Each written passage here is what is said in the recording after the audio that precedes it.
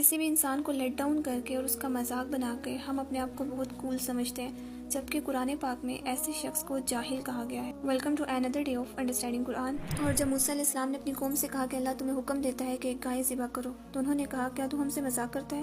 تو موسیٰ علیہ السلام نے فرمایا میں اللہ کی پناہ مانگتا ہوں کہ جاہلوں میں سے ہو جاؤں۔ یہاں اس خاص واقعے کی طرف اشارہ ہے جس کا ذکر آیت 72 میں آئے گا، اور وہ واقعہ کچھ یوں ہے کہ بنی اسرائیل میں ایک شخص قتل ہو گیا تھا۔ اتنا جھگڑا ہوا کہ آپس میں لڑنے لگے سب کہ اس کو کس نے قتل کیا ہے۔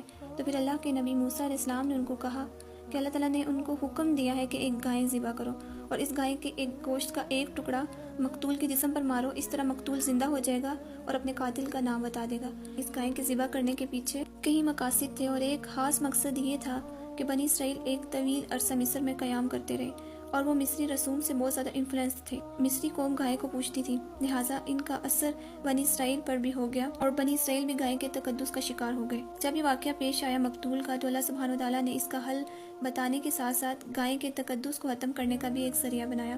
دیٹس وائی قاتل کا پتہ چلانے کے لیے گائے کو ذبح کرنے کی تدبیر اختیار کی گئی، اور اسی طرح اس واقعے کے آخر میں آتا ہے کہ اللہ سبحانہ وتعالیٰ اس کے ذریعے یہ بھی دکھانا چاہتا تھا کہ وہ مرنے کے بعد دوبارہ کیسے زندہ کرے گا، بیکاز بنی اسرائیل کا عقیدہ آخرت کے بارے میں کمزور ہو گیا تھا۔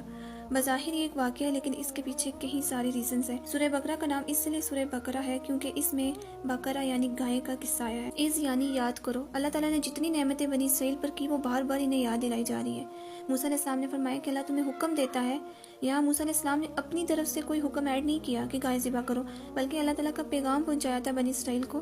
اور بقرہ کی واحد ہے، اور بقرہ کا ورڈ بے کا فریز سے نکلا ہے، اور جس کا معنی ہوتا ہے شک کرنا، زمین کو کاٹنا، اور اس کے ساتھ زمین کو شک کیا جاتا ہے، یعنی ہل چلاتی ہے گائے۔ اس طرح وہ شخص جو علم کو کوریپتا ہے، اس کی ڈیٹیل میں جاتا ہے، اس کو خوب سیکھتا ہے، اور اس کے اندر ایک وسعت آ جاتی ہے، تو اس کے لیے باقر کا لفظ استعمال ہوتا ہے۔ کئی لوگ نام بھی رکھتے ہیں باقر کہتے ہیں اس کو جو بہت گہرا علم رکھتا ہو، علم کی ڈیٹیل میں جاتا ہو، مینز ریسرچ وغیرہ کرتا ہو۔ یہاں پر بقرۃ آیا ہے نکرہ، یعنی کوئی بھی گائے ذبح کر لو۔ سمپل سا حکم تھا ان کے لیے، اگر ایکسیپٹ کر لیتے تو کوئی مشکل نہیں تھا ان کے لیے، لیکن انہوں نے بال کی کھال اتاری اور طرح طرح کے کوشچنز کیے، جس کی وجہ سے اللہ تعالیٰ نے بھی ان کے لیے یہ کام مشکل بنا دیا۔ ماوردی کہتے ہیں اللہ زیادہ بہتر جانتا ہے، لیکن انہیں کسی اور چیز کی بجائے صرف گائے کو ذبح کرنے کا حکم دینے کی وجہ یہ تھی کیونکہ گائے اس جنس میں سے تھی جس کی وہ عبادت کرنے لگ گئے تھے۔ آگے ہم واقعہ پڑھیں گے کہ کس طرح بچڑے کی محبت ان کے دل میں بڑھ گئی تھی، اور پیچھے بھی ہم اس کا تھوڑا سا ذکر پڑھ چکے ہیں کہ سامری نے ان کے لیے بچڑے کو معبود بنا دیا تھا۔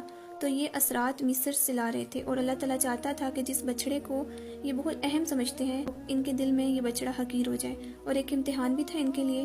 اور قرطبی کہتے ہیں کہ یہ اس لیے تھا تاکہ اس بات کا پتہ چل جائے کہ ان کے